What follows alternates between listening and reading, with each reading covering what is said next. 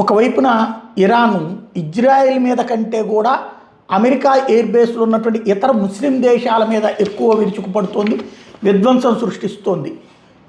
అక్కడ చివరికి ఆయిల్ ప్రదేశాలను ధ్వంసం చేయడం, ఆస్తులు ధ్వంసం చేయడం, షాపింగ్ మాల్స్ ధ్వంసం చేయడం, వ్యాపారాలు ధ్వంసం చేయడం, భవనాలు ధ్వంసం చేయడం చేస్తుంది. ఈ నేపథ్యంలో వాస్తవంగా వాళ్ళందరూ యుద్ధంలో దిగాలి, ఇంతవరకు దిగలేదు. ఇప్పుడు ఫైనల్ అల్టిమేటం ఇచ్చారు. Qatar, Saudi Arabia, Dubai, Jordan, Bahrain, Kuwait ఈ 6 దేశాలు కలిసి ఒక సంయుక్త ప్రకటన చేసినాయి.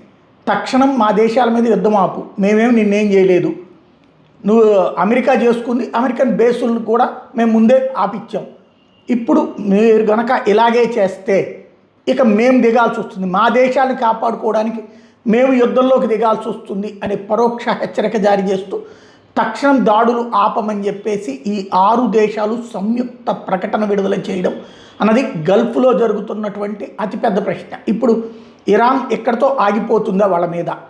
లేదు, ఇరాన్ రెచ్చిపోయి చేస్తే ఇప్పుడు జరుగుతున్నది అమెరికా ఇజ్రాయెల్ అటాక్స్, ఇక 8 దేశాల అటాక్స్ బిగిన్ అవుతాయి.